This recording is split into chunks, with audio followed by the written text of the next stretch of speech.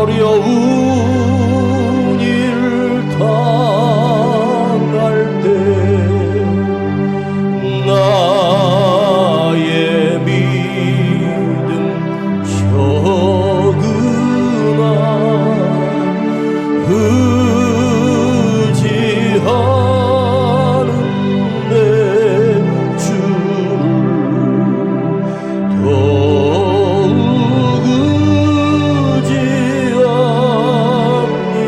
의지합니다.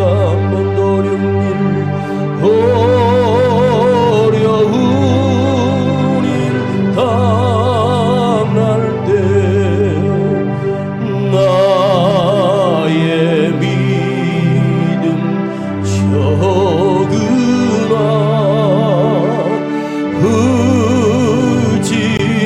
의지하는 내 주를 더욱 의지합니다. 세월 지나갈수록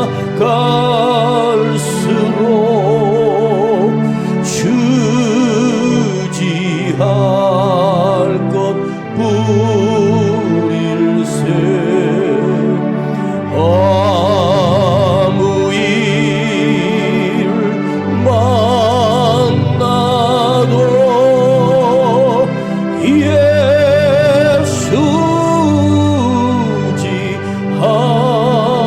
예수지합니다.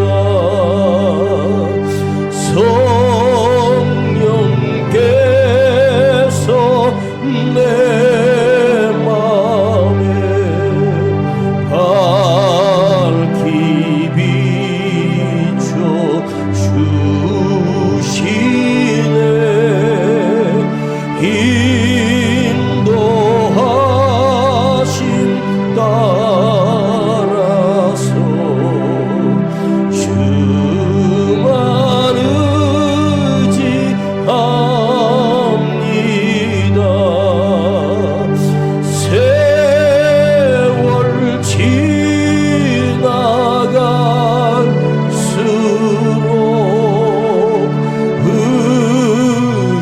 의지할 것뿐일세.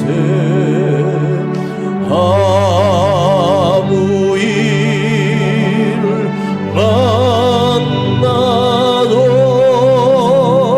예수지합니다.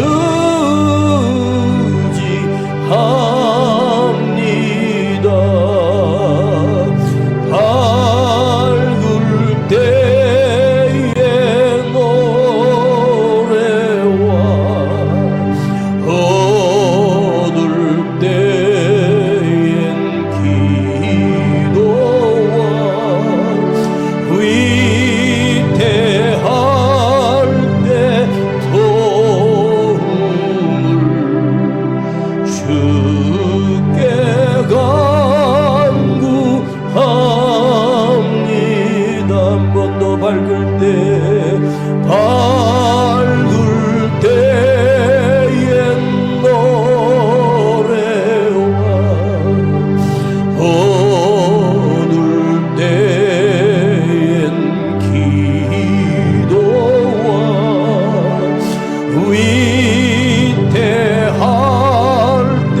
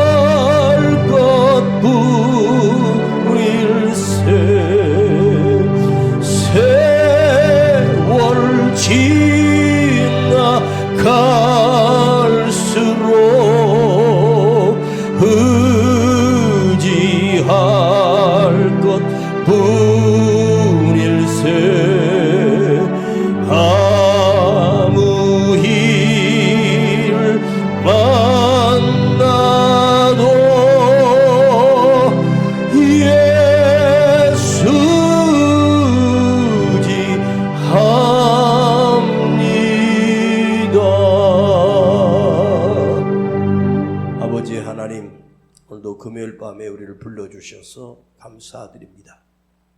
주의 말씀을 듣기 원하며 이 말씀이 우리 귓가에, 우리 심령 위에, 우리 영 속에 거하기를 원하며 이 말씀이 우리에게 복된 하나님의 말씀이 되게 하시고 나의 삶이 복되게 하시고 거룩하게 하시며 오직 주님으로 인하여 내가 더 커지는 거룩한 시간 되게 하여 주옵소서. 나의 구주 되신 예수님의 이름으로 기도하옵나이다. 아멘. 자, 우리 창세기 한 번 더 묵상하겠습니다. 창세기 14장, 창세기 14장 20절부터 24절까지 읽겠습니다. 창세기 14장 20절부터 24절까지입니다. 시작. 너의 대적을 내 손에 붙이신 지극히 높으신 하나님을 찬송할지로다 하매 아브라함이 그 얻은 것에서 10분의 1을 멜기세덱에게 주었더라. 소돔 왕이 아브라함에게 이르되 사람은 내게 보내고 물품은 내가 취하라. 아브라함이 소돔 왕에게 이르되 천지의 주제시요 지극히 높으신 하나님 여호와께서 내가 손을 들어 맹세하노니 너의 말이 내가 아브라함으로 치붙게 하였다 할까 하여 내게 속한 것은 물론 한 실이나 신들매라도 내가 취하지 아니하리라. 오직 소년들은 먹은 것과 나와 동행한 아넬과 에스골과 마물의 분깃을 제할지니 그들이 그 분깃을 취할 것이니라.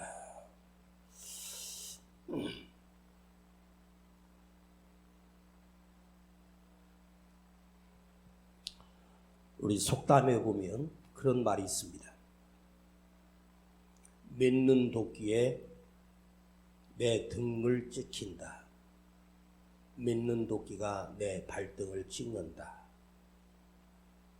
이 속담은 누구도 믿지 말라는 뜻이면서 내가 도끼로 장작을 패거나 도끼로 나무를 찍을 때 계속 반복하다 보면 도끼질의 깊이와 도끼가 얼만큼 찍어야 하는지 도끼날이 얼마나 날카로워야 하는지를 알게 되죠. 그리고 도끼질을 한 번도 안 해본 사람이 처음으로 도끼질을 해보라고 하면 분명히 도끼날이 바뀌어 있을 수도 있고 엉뚱한 데 찍게 되거든요. 야구 선수들이 0.5초, 0.7초 만에 날아오는 투수가 동작을 시작하면서 손에서 공이 그 짧은 거리를 날아오는 그 순간에 타자가 이것이 커브다, 이것은 직구다, 이것은 슬라이더이다, 이건 변화구다, 나를 속이려고 하는 구속이다 하는 것을 판단하려면 타자는 0.03초 안에 그걸 판단해야 되는 거예요. 0.3초도 아니에요. 판단을 하고 나면 이미 공을 지나갔거든. 시속 150km로 날아온 공을 무슨 재주로 치겠습니까? 감각으로 치겠죠. 느낌으로 치겠죠. 투구의 폼을 촬영해서 이런 투구를 할 때 저 선수는 변화구다, 이런 폼으로 할 때는 저 직구다. 또 투수 또한 똑같은 턴으로 똑같은 폼으로 던지는데도 불구하고, 그래서 야구 경기를 보면 투수가 자기 글러브 안에서 거기에 줄로 야구 줄이 2개가 있거든요. 공에 실밥이라는 것이 있어요. 이걸 어떻게 잡느냐에 따라서 회전력이 들어가고 어떻게 잡느냐에 따라서 직구가 될 수 있거든요. 저도 학교에서 친구들과 야구를 해본 적이 있는데 그게 쉬운 건 아니에요. 직구를 잡아도 엉뚱한 데로 날아가거든. 프로 선수들도 분명히 내가 던지려고 했고 포수가 사인 준 곳을 아니 엉뚱한 데로 날아갈 때가 있고, 하늘로 높인 손에서 떨어지는 순간 공이 하늘로 날아가서 공짜로 점수를 주게 되고, 데드볼, 사람을 맞춰서 한 루타씩 또 점수까지 빼주는 경우가 많아요. 참 내가 평생을 어렸을 때부터 그 공만 던졌던 애가 프로가 됐다는 것은요, 10,000대 1을 뚫고 들어간 실력이거든요. 프로 타자가 됐다는 것도 또한 더 어렵거든요. 연말 되면은 고등학교 선수, 대학 선수들을 프로팀에서 하는데 거기 나온 애들이 무려 1,400명입니다. 1,400명 중에서 약 한 50에서 70명 정도가 프로팀에 입단을 하게 돼요. 프로팀에 입단했다고 해서 주전이 되는 것은 더 힘들거든요. 그야말로 선배들이, 실력이 뛰어난 선배들이 득실득실합니다. 그래서 보통 1년 퇴출, 2년 만에 퇴출, 방출되고 이제 평범한 사람으로 살아가는 아이들이 수없이 많습니다. 내가 제일 잘하는 건 뭘까? 내가 정말 자신 있는 것이 뭘까? 그런데 내가 가장 믿었던 것에, 내가 가장 잘하는 것에 내 인생을 낙심하게 하고 실망하게 하고. 프로팀에서 방출한 아이가 22살이거든요. 고등학교 때 대스타였는데 2년 만에 팀에서 방출된 어떤 팀도 그 선수를 데려갈 생각을 안 해요. 그 아이가 22살에 초등학교 2학년 때부터 시작한 야구가 평생을 해온 야구 때문에 스스로 목을 메고 자살을 해버리는 사건들이 수없이 많이 일어났습니다. 내가 믿었던 도끼에 내가 전문가였던 도끼질을 수백만 번을 했던 사람이 도끼질을 하다가 자기 발등을 찍는다. 이게 말이 되겠습니까? 근데 정말로 그렇거든요. 도끼질 못하는 사람은 아예 다리를 빼고 하겠죠. 그럼 힘들게 치지 않죠. 그러나 도끼질의 프로가 자기 발을 찍어요. 이 말은 내가 가장 최고로 잘하는 것에 내 발등을 찍히게 되는 거예요. 저는 평생을 30년을 넘게 설교해왔지만 설교는 정말로 힘들어요. 아무리 잘 준비해도 설교는 정말로 어렵고 힘들어요. 처음에는 겁도 없이 했는데 잘한다는 소리 들었거든요.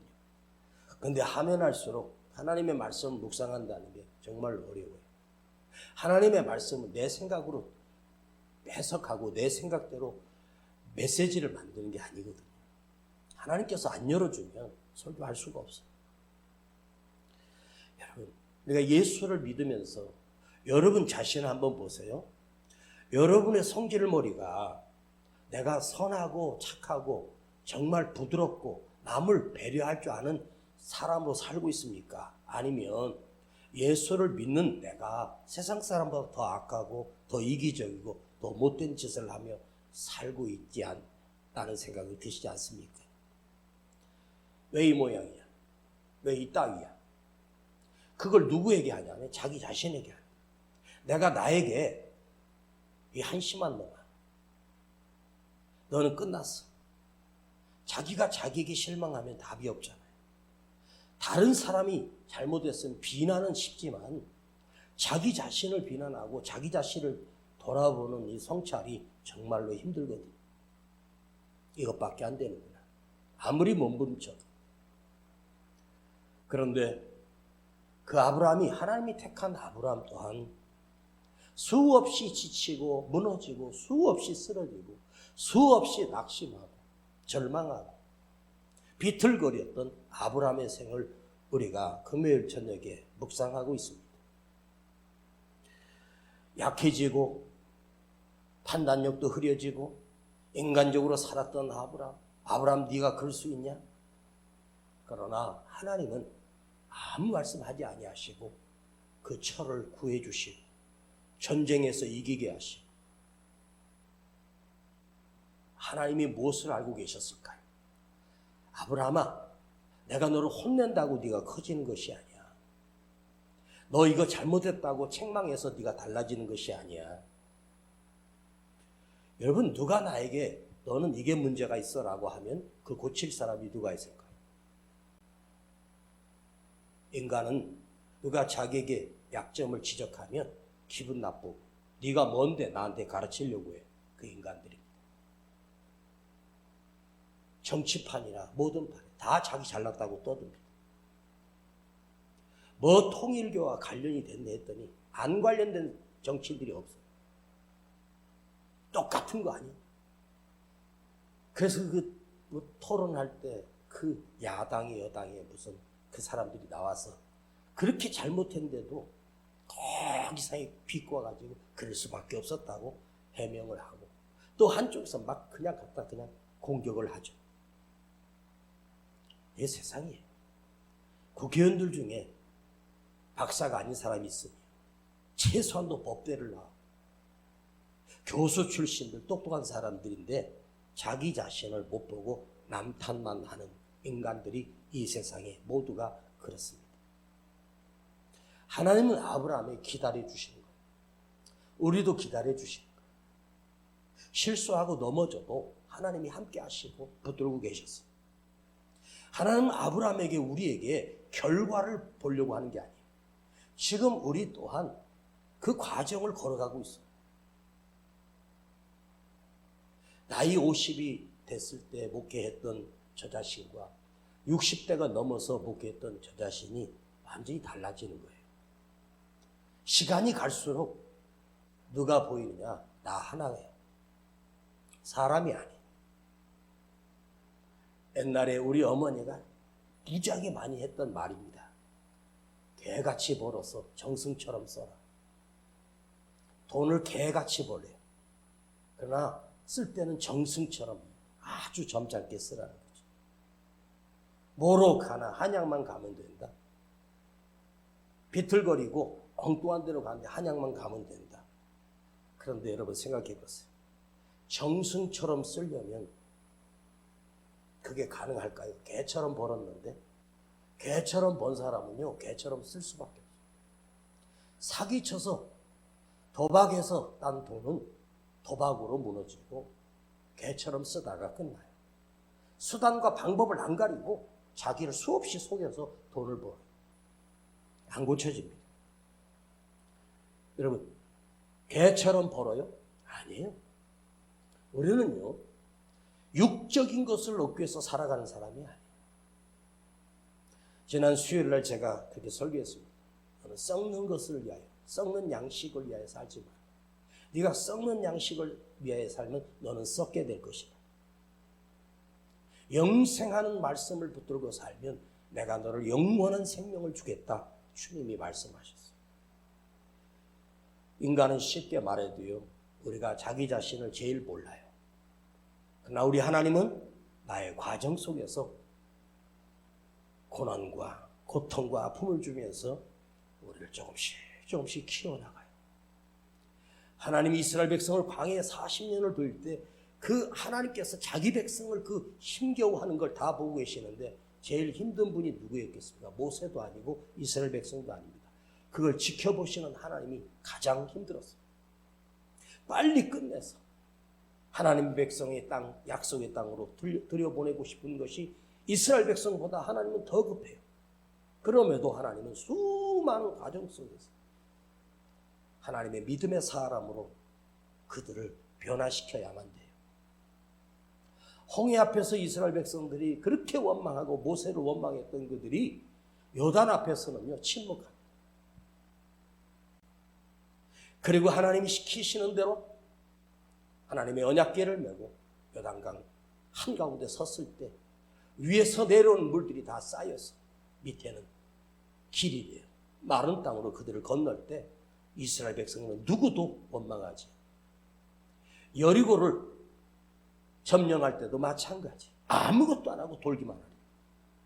그들이 7일 동안 그저 매일 돌고 집에 들어와 침묵하고 또 돌고 돌아 침묵하고 마지막 날은 7번을 돌고 와 소리만 질러. 그때 와르르 무너지는 성을 보게 돼요.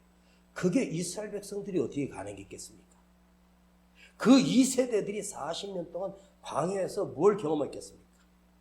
살이 터지고 피가 터지고 가슴을 찌르는 그 고난의 과정을 겪으면서 하나님이 역사하신다.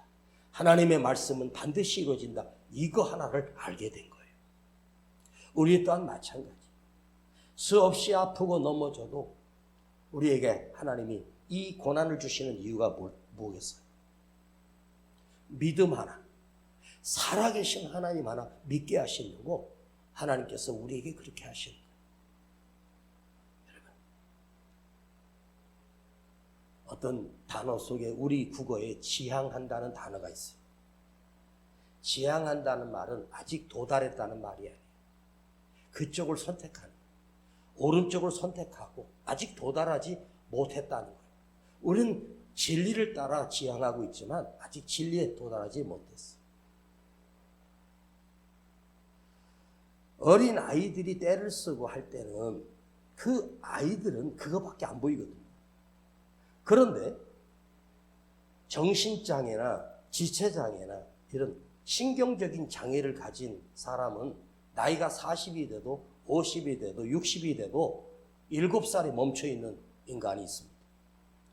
절대로 생각이, 판단력이 없어요.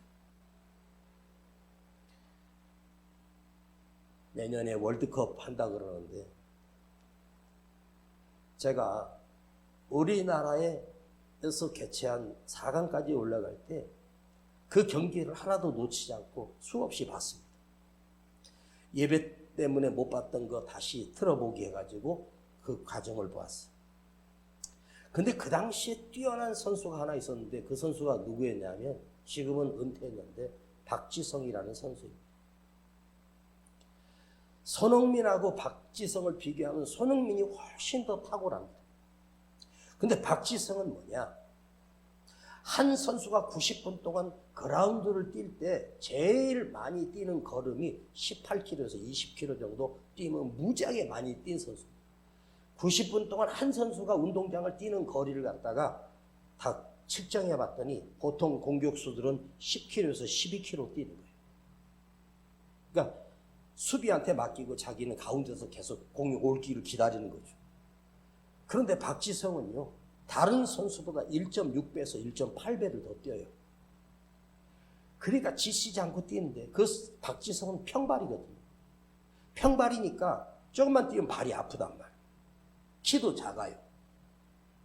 그런데 히딩크 감독이 와가지고 우리나라 국가대표 축구위원회에서 추천하는 최고의 선수로 국가대표에서 소개를 했는데 히딩크 감독은요, 거기에서 절반만 받고 그리고 그 선수가 뛰는 팀에 가서 히딩크가 잠바를 입고 멀리서 그 선수들 지켜보는 거예요. 그런데 갑자기 국가대표 선발하는데 박지성이 뽑힌 거예요. 박지성은요, 2류, 3류 선수였거든요. 키도 작고 발도 짧고 축구에 맞는 체형이 아니에요. 근데 그 부지런함과 성실함, 끝까지 그 뛰는 그 오기, 끈기를 보고 히딩크가 박지성을 국가대표에 했을 때 다 난리가 났어요. 그때 뉴스에 뭐라고 하나요? 미친 감독이라고 나왔습니다. 제정신인가 하고. 저런 선수를 국가대표로 뽑는다? 말도 안 된다. 근데 박지성 선수가 아니었으면 우리나라 8강이고 16강도 절대로 못 올라갔어요. 박지성의 그 잠재력을 히딩크 감독이 알아보고 그를 발탁한 거예요. 그리고 히딩크 감독이 그를 자기 팀에 네덜란드에 해가지고 최고의 리그, 영국의 프리미어 리그의 최고 팀에 들어가서 박지성이 거기 주전으로 뛰었어요. 이게 얼마나 대단합니까? 우리 하나님은요, 우리는 재질도 없고 능력도 없고 무능한데 하나님은 우리를 뚫어보시고 세상 사람들은 다 인정해 주지 않아도 나 같은 것을 불러서 자기 백성으로 삼으셨어요. 하나님께서 얼마나 똑똑하고 얼마나 잘난 사람을 뽑으려면 수없이 많은데 거기서 가장 한심한 인간 아브라함을 불러내신 거예요. 왜요? 아버지 하나님은 그 속에 뭔가를 그 아브라함 속에 있는 그것을 알고 계셨어요. 사람은 겉을 보지만 하나님 중심을 보신 거예요. 아브라함이 흔들거리고 비틀거리고 수없이 실수했어요. 기근이 왔다고 물어보지도 않고 떠나고 애굽에 가서 자기 아내를 누이라고 거짓말하고 그렇게 비틀거렸습니다. 그러나 아브라함 속에는 놀라운 믿음이 그 안에 간직되고 있었어요. 아브라함을 따라왔던 롯과 아브라함을 계속 비교하고 있는 거예요. 그러나 롯은 그 삼촌 하나 잘 만나서 하나님의 백성이 될 수 있었던 기회가 수백 번 있었어요. 그러나 롯은 우리에게 그 인생은 가장 비극한, 가장 절망스러운 비극적인 인생으로 인생을 끝나고 말아요. 그야말로 연단과 수없이 많은 것을 지켜보면서 고난을 당했어도 롯은 오직 자기 자신밖에 모르는 이기적인 인간이고 누구도 존경하지 않는 욕심꾸러기였습니다. 그리고 탐심 때문에 추락하고 지금 소돔과 고모라로 이주했다가 포로가 되어서 쫄딱 망했습니다. 근데 아브라함이 그 소식을 듣고 겨우 380명이 자기 집에 일하던 사람들과 거기에 청년들을 모아서 평상시에 훈련시켰던 그들을 데리고 밤에 가서 4개의 나라의 왕들과 싸워 대승을 거두고 돌아옵니다. 여러분, 아프고 힘들고 고난이 왔습니다. 어려운 시대를 겪고 있습니다. 저는 예전에 이렇게 생각했습니다. 그렇게 가난하고 그렇게 먹고 살기 힘든 60년대, 70년대 초반까지 우리나라에 자살하는 사람이 거의 없었습니다. 근데 이렇게 자살수가 많고 절망하는 세대가 많을까? 그렇게 가난하고 힘들 때, 정말로 어려울 때는 사람들은요, 그런 거 없었어요. 그냥 가서 일하고 심고 그 흉년이어도 참고 견디고 그랬어요. 근데 지금 너무 세상이 좋아졌어요. 이렇게 좋은 환경 속에서 살아요. 그런데 사람은 그 속에서 어떻게 되냐? 너무 나약해졌어요. 왜 그럴까 생각을 해봐요. 여러분, 결론이 뭔지 아세요? 인간이란 좋은 환경에서 그 인생이 좋아지는 것이 아니더라고요. 좋은 환경이라면 그 사람이 굉장히 좋아져야 되는데 오히려 좋은 환경에서 그는 망해가더라고요. 좋은 환경이면 근심 걱정이 없어져야 되는데 좋은 환경이 근심 걱정이 100배, 1000배가 더 많아져. 너무 좋기 때문에.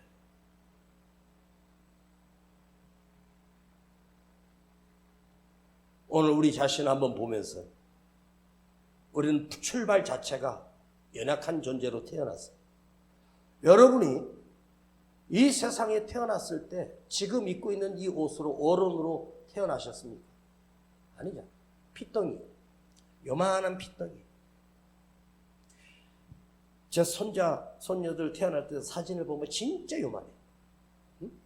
2.5kg, 2.8kg. 혹시 그게 얼마나 궁금하냐 그러면 정육점 가가지고 한 2kg 한번 사보세요. 한 3kg 사보세요. 요만한 봉다리에 하나 들어가요. 얼마 안 돼요. 빈 털터리로 벌거숭이로 태어나 정말로 누군가 돌보지 않으면 그 아이는 죽을 수밖에 없는 거예요. 그런데 시간이 지나면서 키가 크고 성장하고 아이들은요 하루하루 달라요. 100일 때 이제 이뻐지기 시작하죠. 더울 때면 이제 막 그냥 재롱을 떨죠. 우리는 성장하는데 몸은 성장해. 그러나 문제는 뭐냐? 우리 생각이나 마음은요 3살, 4살 수준으로 돌아가 있어요. 늘 원망하고 불평해. 그러니까 3살, 4살, 5살은 미운 5살, 미운 6살 때 엄마한테 떼쓰거든요. 내가 롯하고 대화를 한번 해봤어요. 내가 롯이라고, 롯 그대는 그 좋은 믿음의 사람을 만나서도 왜 그렇게 망했냐고 한번 물어보고 싶어요. 근데 롯의 대답은 어떻게 썼냐면 내가 잘못한 게 뭔데? 나는 잘못한 것 아무것도 없어. 난 내 인생에 최선을 다했고 악착같이 살았어. 세상에서 성공하려고 몸부림쳤어. 그런데 내 팔자가 이 모양이니까 난 안 되더라고. 그래서 나는 안 풀렸대. 여러분, 가나안 땅으로 출발했던 아브람과 롯은 오히려 롯이 훨씬 더 젊기 때문에 기회가 많아요. 그런데 롯과 아브람의 차이가 하나 있는데, 아브람은 하나님을 날마다 만나며 경험하며 그는 믿음으로 커지기 시작했고, 롯은 점점 영적인 것을 다 버리고 세상으로 가버렸어요. 자, 오늘 본문에 이걸 한번 읽어보십시다. 자, 아브라함이 대승을 거두고 포로 잡혔던 그 소돔과 고모라의 백성을 다 데리고 그 빼앗겼던 재산까지 도로 찾아서 돌아오니까 거기 멜기세덱이라고 하는 제사장이 있는데 여호와 하나님을 아는 자가 있습니다. 그가 떡과 포도주를 가지고 나와서 아브라함을 환대하며 축복하면서 천지의 주제시요 온 천지를 만드신 분이요 지극히 높으신 하나님이 아브라함에게 복을 주옵소서. 그 멜기세덱이라고 하는 이 사람이 그 아브라함을 축복하는 거예요. 그리고 아브라함은 자기가 가져온 거기에서 10분의 1을 떼서 그 제사장에게 드립니다. 그랬더니 소돔 왕이 나와서 아브라함을 영접합니다. 그런데 아브라함에게 엎드려서 절해도 부족한데 소돔 왕이 뭐라고 말을 하냐면 21절을 보세요. 자, 21절 소돔 왕이 아브라함에게 이르되 사람은 내게 보내고 물품은 네가 취하라. 사람들은 소돔 성에 있던 사람들은 다 다시 돌려주고 그리고 네가 그들의 빼앗았던 재산은 네가 가져라. 그랬더니 아브라함이 일순간에 거절해버려요. 자, 아브라함이 소돔 왕에게 이르되 천지의 주제시여 지극히 높으신 하나님 여호와께서 내가 손을 들어 맹세하노니 내가 하나님과 약속한다. 너의 말이 내가 아브라함으로 치북케 하였다 할까 하여 내게 속한 것을 물은 한 실 한 덩어리나 신들매 쉽게 말하면 슬리퍼 바닥에 쓴 거야. 그거라도 내가 갖지 않을 거야. 오직 어린 아이들과 내가 전쟁에서 함께했던 아넬과 에스골과 만물의 분깃을 내가 그들이 수고했던 것을 그 당시 전쟁에서 이기면 그 모든 것을 전리품을 승리한 자가 가졌거든요. 그들에게 다 줄 것이요. 나는 한 실도 슬리퍼 하나도 갖지 않을 거야.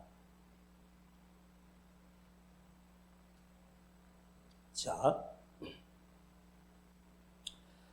너는 롯과 그 백성들을 나에게 보내고 네가 다 가져라. 그런데 아브라함은 그걸 거절하고 나는 단 한 푼도 취하지 않겠다. 치부하지 않겠다. 내가 치사하게 더럽게 재산을 부풀리지 않겠다. 그 이유는 여호와 하나님께서 나와 함께 하시기 때문에 이 전쟁 또한 내가 이긴 것이 아니라 여호와 하나님께서 이기게 하신 것이기 때문에 여호와 하나님 앞에 내가 영광을 돌릴 뿐이지 내가 그 탈취한 것을 갖지 않을 거야. 다 너 가져. 그리고 나와 함께 했던 그 군대들 그들의 분깃은 나누자. 그들도 수고했으니 내가 너로 인하여 내가 부자 됐다는 소리 듣고 싶지 않아. 나는 전능하신 하나님 여호와께서 나와 함께 하셨어. 그 하나님의 이름으로 내가 너에게 약속할 거야. 여러분, 아브라함이 그 당시에 그 전쟁에서 그 취득했던 재산을 아브라함이 자기가 취해야 되는 것이 마땅해요. 그러면 아브라함이 얼마나 큰 부자가 됐겠어요. 그렇죠? 그 잘 사는 고모라 땅에 있는 모든 폐물들, 금덩어리들. 근데 아브라함은 그걸 하나도 취하지 않고 다 소돔왕에 있던 백성들에게 돌려주는 거예요. 롯이 빼앗겼던 재산을 정리해서 그에게 다 주고. 아브라함이 지금 이제 커지고 있는데 무엇이 목적이었느냐? 재물이 아니라 세상이 아니라 돈이 아니라 나의 목표는 하나님이야. 여호와 하나님이야. 천재 만유의 주이신 만물을 다스리는 하나님이 나의 목적이다. 아브라함이 이렇게 그 쌓아놓은 재산 앞에서 난 이거 관심 없어. 하나님만이 나의 전부다.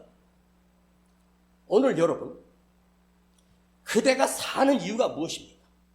살아야만 하는 이유가 무엇입니까? 성공입니까? 출세입니까? 재산입니까? 땅입니까? 세상의 부요함과 성공은 썩을 것이고 그걸 또 따라가다 보면 나는 썩을 수밖에 없는 거예요. 그냥 돈에 욕심을 부리고 나의 목적을 하나님께 목적을 삼으면, 내 목적이 하나님이면 그 하나님이라고 하는 목적으로 내가 내 안에 간직된 믿음이라면 그 여호와 하나님은 그때부터 우리에게 하나님께서 나의 아버지 하나님이라고 부를 수 있는 자격을 주신, 나의 하나님 아버지, 나의 모든 상황이나 환경에도 하나님께서 내게 복을 주시고 내 아버지가 복을 주신다. 어떤 환경에서도 화가 변하여 복이 되게 하시는 여호와 하나님. 전쟁터에서 아브라함이 무엇을 경험했는지 아십니까? 소돔과 고모라를 칠 때 그 군대가 얼마나 강대했는지를 보여주고 있는 거예요. 소돔과 고모라가 그 당시 큰 성이었거든요. 군대 수도 더 많았을 것이고 무기도 더 많았었는데 그냥 꼼짝없이 그들에게 사로잡혀간 걸 보면 그들 침략했던 4명의 왕들과 그 군대는 막강했어요. 근데 아브라함이 겨우 380명 데리고 왔는데 그 전쟁터에서 하나님이 318명이 됐어. 380이든 450이든 그냥 813명으로 합시다.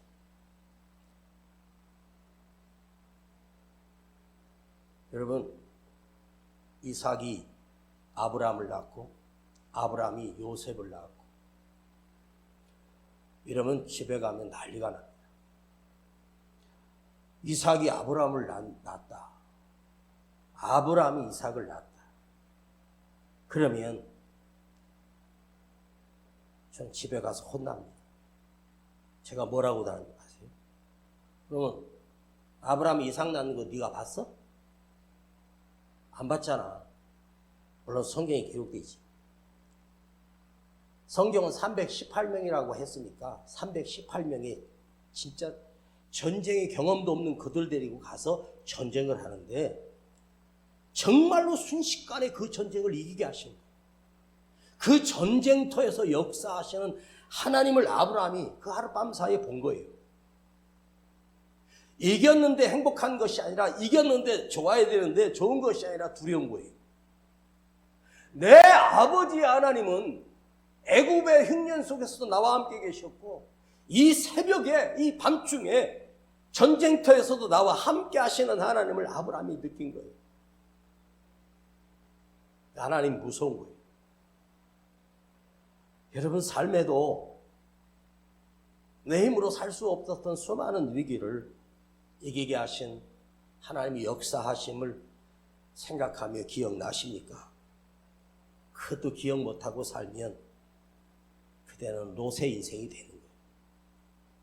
겨우 318명으로 어떻게 4개의 연합군을 이기겠습니까? 그걸 승리하고 쳐들어간 것은 계란으로 바위를 깨겠다는 거지. 하나님의 능력을 믿고 갔는데 현장에서 하나님이 정말로 강력하게 역사하시고 나와 함께 하시는 하나님, 내 뒤에 계시는 하나님, 그걸 아브라함이 본 거예요. 여러분 삶에도 뒤돌아보면 하나님이 나와 함께 하심이 보여지기를 바랍니다. 성경이 기록해서 우리에게 보여주는 거예요. 이 사건이 있었기 때문에.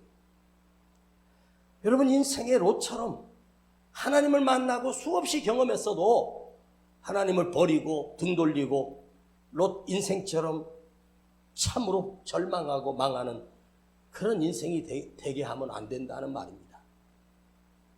아브라함이 복된 이유가 무엇인지 아십니까?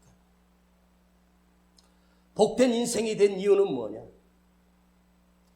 살아계신 하나님을 믿었고 그 살아계신 하나님 내 삶의 현장에서 경험했고 전쟁터에서도 이방 땅에도 어딜 가든지 하나님 나를 돌보셨던 것을 아브라함은 날마다 새기며 살고 있었어요.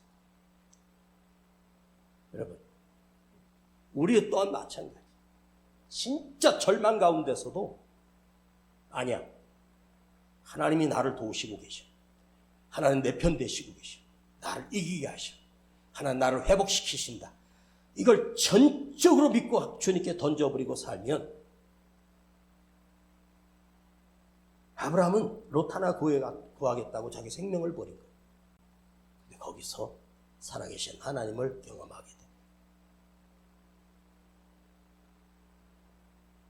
복은 누가 주는 줄 아시죠?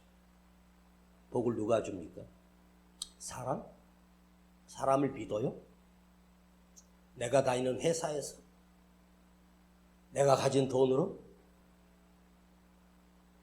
여러분, 복이라는 그 단어가 자체가 위에서라는 뜻이에요. 하나님이 주시는 거예요. 하나님이 주셔야 되는 거지 사람에게 받는 복은 복이 아닙니다. 그러니까 복은 뭐냐? 하나님의 사람으로 살 때, 복 있는 자가 될 때, 복 있는 사람이 될 때, 그게 하나님의 사람이 될 때라는 뜻이에요. 여러분, 복 없는 인생 같은 롯이 아니라 복 있는 아브라함이 되기를 간절히 축원합니다.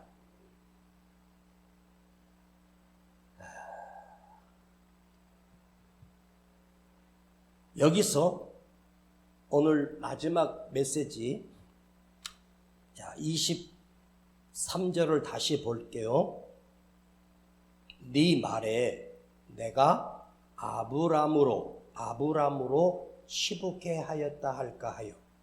아브라함이 이 재산을 누리고 전쟁을 해서 착복을 해서 돈을 많이 벌었다, 부자가 됐다고 할까 하여.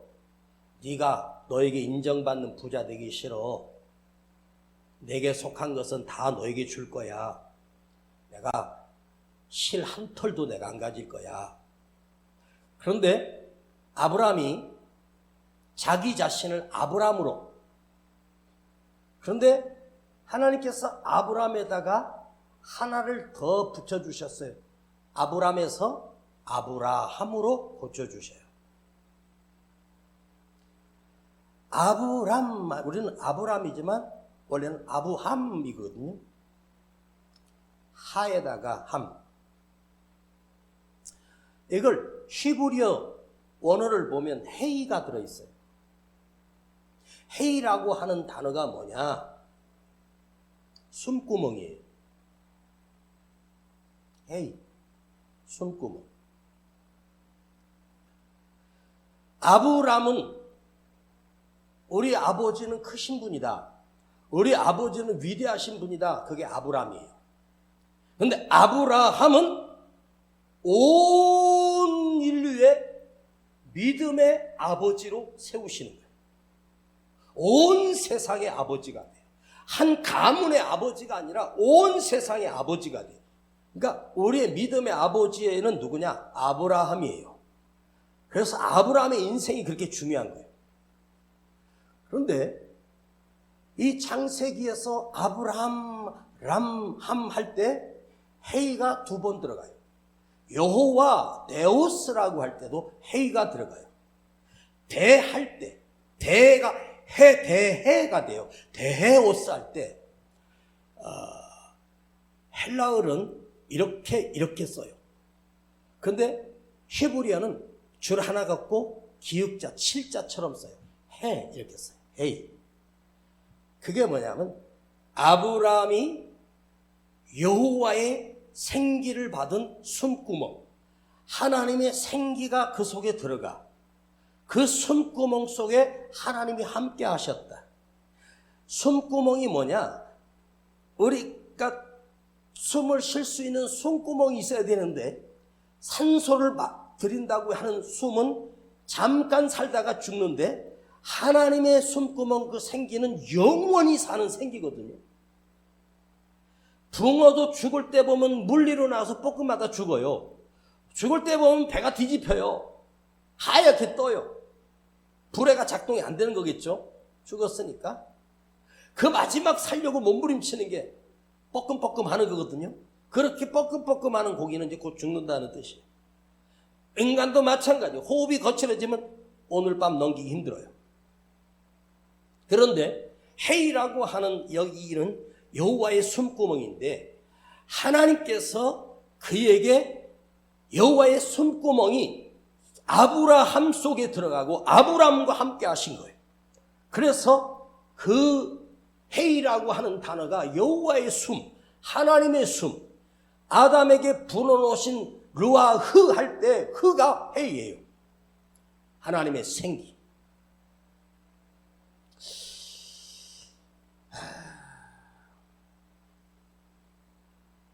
하나님의 숨이 그 속에 들어가서 그 숨이 그 안에 함께 하셨어요. 그래서 아브라함은 여호와의 숨구멍을 가지고 있기 때문에 위기 때마다 나도 모르게 아버지 하나님을 향하여 숨을 쉬는 거예요. 하나님을 부르고 숨을 쉬었다는 말은 우리가 기도할 수 있는 것은 하나님을 향하여 기도할 수 있다는 것 또한 습관이, 버릇이, 능력이 되고 위기가 되면 하나님을 찾게 되는, 나도 모르게 주님을 부르게 되는 그것이 우리 안에 여호와와 나 사이에 숨구멍이 연결되어 있기 때문에 이것이 가능해요. 아무나 기도할 수 있는 게 아니에요. 또 하나 헤이라고 하는 뜻이 마지막으로 뭐냐? 하나님께 피할 수밖에 없다. 하나님을 의지할 수밖에 없다. 하나님을 의지하는 자는, 여호와 하나님을 바라보는 자는 하나님이 붙들고 책임져 주신다. 여호와 하나님을 바라보는 자가 부자가 되었다, 세상에서 성공했다는 것이 아니라 믿음에 부유해졌다라고 하는 뜻입니다. 하나님이 나를 붙들고 계신다. 여러분 안에 하나님이 우리 안에 넣어주신 숨구멍이 막히지 않게 하시고 열려있게 하시고 뚫려있게 하셨어. 하나님을 향할 수 있는 그것이 아브라함 속에 있었어. 이 아브라함 인생을 하면서 이걸 히브리어로 번역하면서 제가 보니까 여호와의 숨구멍이 그 뜻이 나오더라고요. 솔직히 저는요, 신학할 때 헬라어는 공부를 잘했는데 히브리어는요, 한 학기를 히브리어를 공부했는데 히브리어가 되게 어려워요. A, B, C, D 이것도 없어요. 그런데 그 학기에 히브리어를 했는데 그 교수님이 갑자기 2주를 하시고 병원에 입원하시고 한 학기 동안 강의를 못 하셨어요. 그래서 사전 같은 것도 없고 뭐 히브리어가 어떻게 쓰는지도 모르고, 그래서 목회를 하면서 히브리어를 이렇게 공부를 하기 시작하니까 히브리어 속에도 놀라운 메시지들이 있더라고요. 히브리어는 구약 성경이고요, 헬라어는 신약 성경이거든요. 히브리어가 이 세상의 최초의 언어예요. 그러면서 헬라어가 된 거예요. 아람어가 되고, 그것이 영어가 되고, 영어가 또 우리 국어가 되고, 이렇게 세계적으로 바벨탑 쌓을 때 언어가 다 달라지기 시작했죠. 근데 원은 히브리어예요. 그러면 원래로 돌아가서, 처음으로 돌아가서 보면 왜 아브라함이 그 전쟁에서도 담대할 수 있었던 이유가 뭐였을까? 바로 하나님을 향한 여호와의 숨구멍이 나에게 열려있기 때문이었다. 그러면 오늘 우리는 다른 거 다 필요 없어. 하나님을 향하는 여호와의 생기가 들어올 수 있는 숨구멍, 하나님의 말씀이 들릴 수 있는 숨구멍, 은혜가 될 수 있는 숨구멍, 기도할 수 있는 숨구멍, 부르짖을 수 있는 숨구멍, 그것이 열려있어요. 오늘 나의 회의가 다시 열려지게 하옵소서. 기도하십시다. 아버지 하나님, 감사합니다. 오늘도 부족하지만 이 말씀이 우리 가슴 속에 살아있게 하시고 우리 심령 속에 살아있게 하시고 세상에서 들을 수 없는 말씀을 깨닫게 하시고 몰랐던 하나님의 말씀이 들려지게 하시고 우리 안에 여호와 하나님의 생명, 하나님의 생기, 그 성령이 우리 안에 들어오셔서 나를 다스리게 하여 주시고 아브라함 속에 있었던 여호와의 생기가, 주님의 생기가, 성령이 우리 안에 거하게 하여 주셨어. 어떤 때든지 주님을 바라보고 위기 앞에서 주님을 부를 수 있는 능력이 우리 안에 다시 살아나게 하여 주시옵소서. 예수님의 이름으로 기도하옵나이다. 아멘. 어려울 때, 당할 때 나의 믿음 적으나 의지하는 내 주를 더욱 의지합니다. 성령께서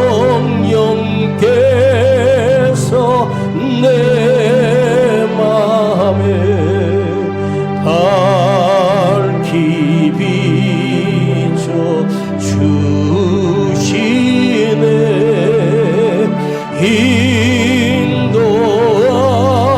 인도하심 따라서 주만 의지합니다.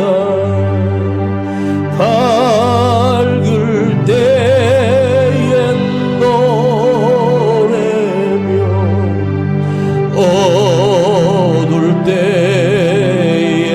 기도와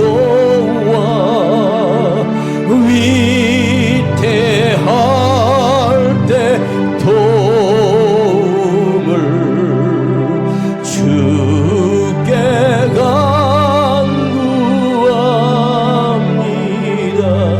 생명 있을 동안에, 생명 있을 동안에 예수지합니다.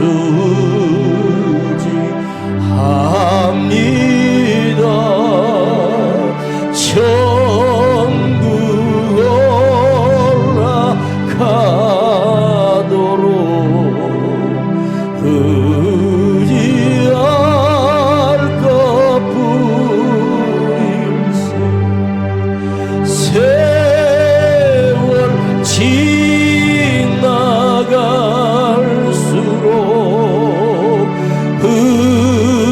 의지할 것뿐일세. 아무 일을 만나도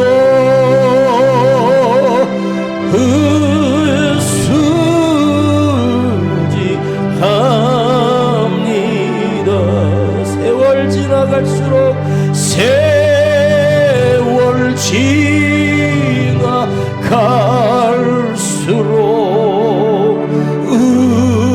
의지할 것뿐일세.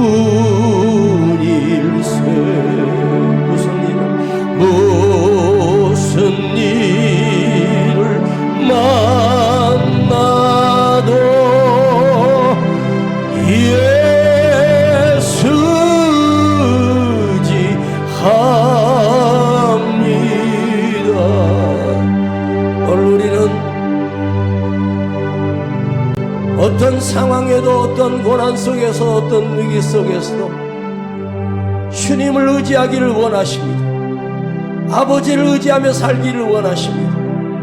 아브라함에게 있었던 것 하나, 어떤 때나 아무 때나 위기 때나 아버지 하나님을 의지하며 살았고, 아버지 하나님을 따라 살았던 그 인생을 아브라함으로 찬란하게 세워주셨고, 온 세상의 믿음의 아버지가 되게 하신 아버지, 오늘 내 삶에도 어떤 순간, 언제나 무슨 상황에도 주만 의지할 수 있는, 주님을 부를 수 있는 능력이 있게 하옵소서.